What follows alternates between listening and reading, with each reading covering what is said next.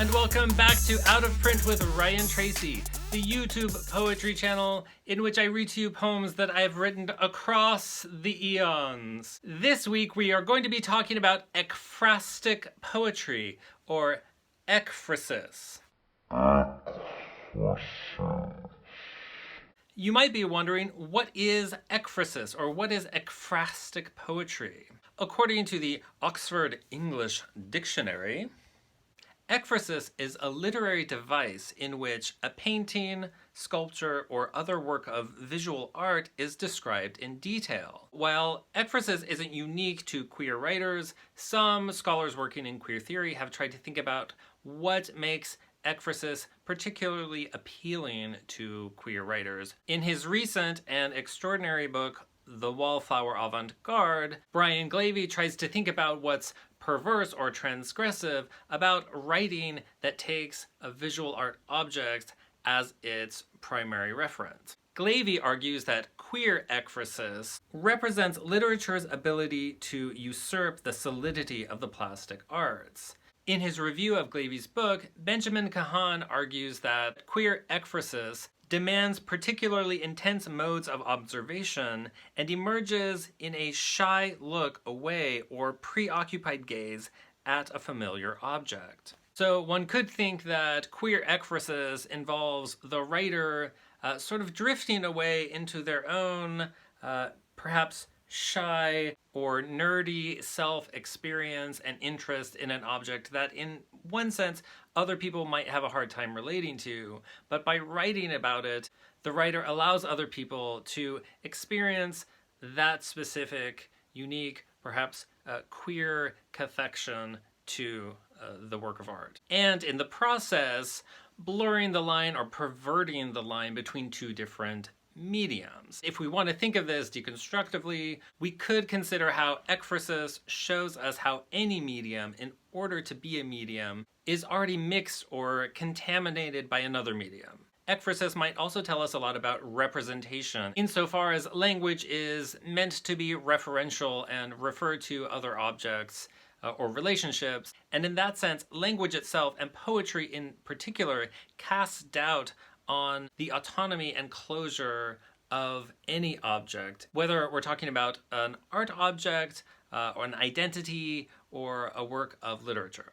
One poet who wrote a lot of ekphrastic poetry is Marianne Moore. Now, in my last video, I talked a little bit about my dissertation and how Marianne Moore is one of the modernist writers that I'm writing about. While Moore did not only write ekphrastic poems, her entire poetic practice is about observation. Moore seems to be so invested in observation that one starts to wonder whether or not there is a difference between ekphrastic poetry and any other of her poetry in which her concentration is directed at an object or a scene or a town that she is trying her hardest to accurately describe in her own poetic manner. One of her most famous poems, called The Steeple Jack, was published in the 1930s. The Steeple Jack describes an unnamed oceanside town that has a church in the center with a steeple, and a steeplejack who is a person who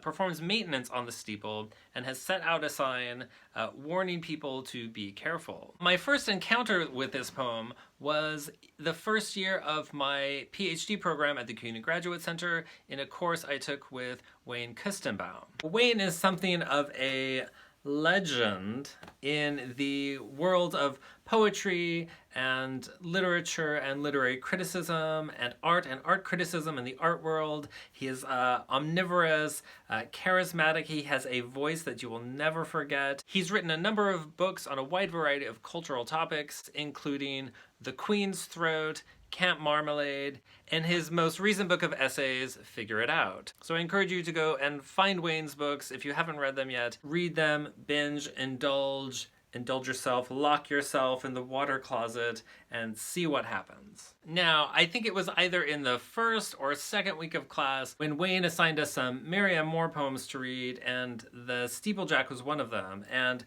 I remember Wayne reading this poem in class. Now, while this poem is, again, not exactly an ekphrastic poem, there is a very important reference to visual art in the first sentence of the poem, which reads, Dürer would have seen a reason for living in a town like this. Dürer being a reference to the German Renaissance painter Albrecht Dürer. Now, if my memory serves, I remember Wayne reading this poem to us in class, or starting out reading it, and there was something in Wayne's reading of this poem that absolutely mesmerized me and almost certainly started me down the road of obsession with Marianne Moore that I am overcome by to this day.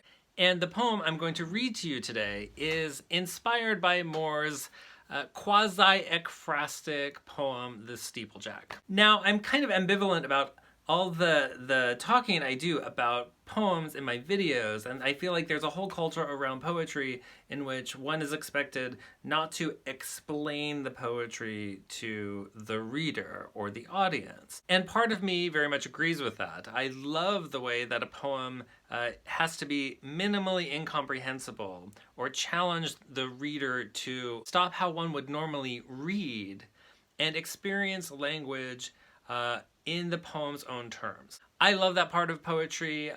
Some people find it frustrating, but as Marianne Moore would say, I understand the love of doing hard things. So I feel a little guilty about talking so much about the poem or explaining my poetry, but I've gotten a lot of positive response from people about these videos, and particularly about the context that I give to the poems that I'm reading. So I want to give you just a little bit more background about the poem itself. The poem is inspired by a day trip I took to the Metropolitan Museum of Art, the Grand Museum, the sacred church of the visual arts, with my friend Josh Barber, who is a teacher, poet, and a colleague of mine at the Graduate Center. We went to the Met because they were exhibiting an unfinished painting by Leonardo da Vinci in which he depicts Saint Jerome and a lion. This painting was the subject of a poem by Marianne Moore called Leonardo da Vinci's, and I thought this was a perfect opportunity to go to the Metropolitan Museum of Art and observe this painting that had inspired Marianne Moore to write a poem about it. While my friend Josh and I were at the museum and we looked at the painting and we had a conversation about it, which is what one is supposed to do, our conversation inevitably turned to Marianne Moore, and I remembered this line from The Steeple Jack in which Marianne Moore references Albrecht Dürer. So my friend and I tried to find Dürer in the Met, and it's such an enormous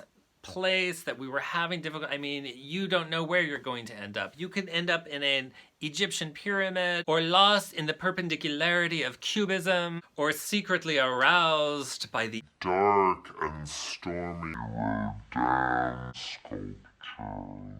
At any rate, it took us a while and the help of a very friendly docent who had an enormous amount of patience for our ignorance to end up finding, I think, the one actual painting by Albrecht Dürer that the Met has. So I wrote this poem about this Dürer painting, which is called Mother and Child with Saint Anne, as an homage to Marianne Moore, and also as a way to celebrate the important cultural act of going to a museum, if it's open, if there's not a pandemic, if the authorities say it's okay to go. I mean, I really don't know what to tell you at this point. I'm taking a bit of a break from museum going, but if you have the hubris to go out there and put yourself and everyone else in danger, then who am I to stop you? At any rate, I hope you enjoy my take on this Dürer painting, and I hope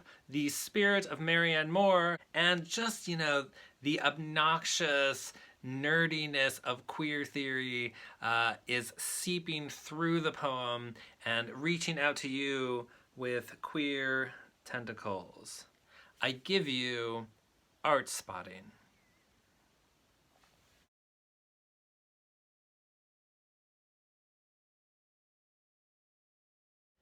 Dürer would have seen a reason for painting a face like this. Bug eyes. Astronaut head swaddled in a blanched blanket. Knob chin held tight by a penitent chin guard.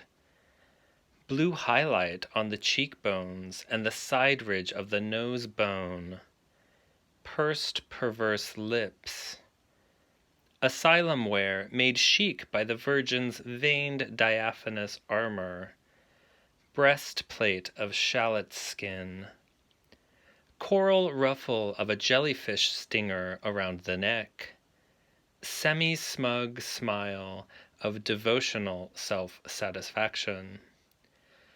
A cuttlefish of fingers withdraws from the baby blue face after smothering it with prophecies of benevolent suicide, sacred infant death syndrome, reliquary teeth, 2 white chips in snapdragon lips, lace front crown of ginger fringe, substitutes for a glory.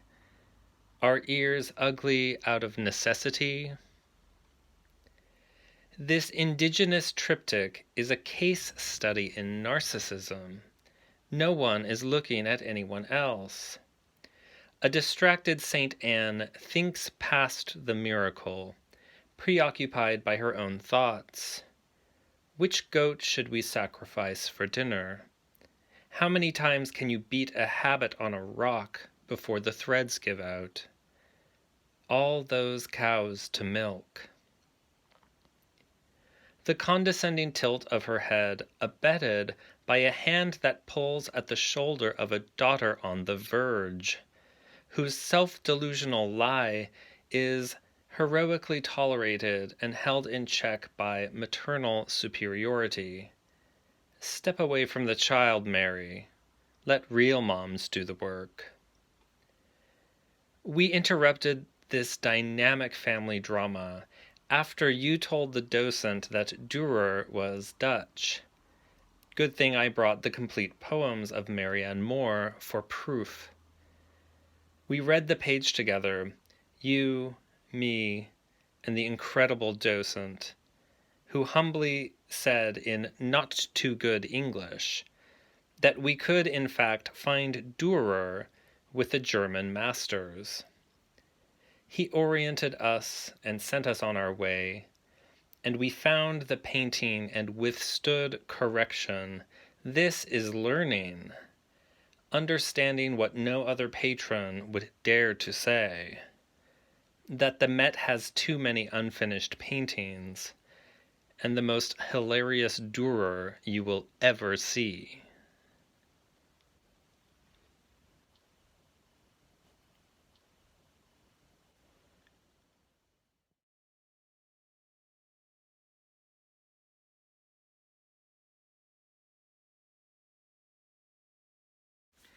Et voila! That is my ekphrastic poem about an Albrecht Dürer painting after Marianne Moore, after COVID, after Koestebaum, after everyone. I genuinely hope you liked it. If you did, as usual, please like this video on YouTube. Please leave comments in the little cuttlefish section of the comments section. Please let me know what I can do to improve. If you haven't noticed, I've added a little zhuzh on the visage. If you haven't subscribed already, please subscribe, or just send me a direct message telling me how much you love this poem or how much you hated this poem. Again, on this channel, you don't have to like anything. This is a free country. God bless poetry. In case you haven't noticed, I have decided not to force myself to create one video every week. I did 8 videos in a row. It was a lot of fun, but it was a lot of work. And now I just want to make sure that the videos are interesting enough to keep your attention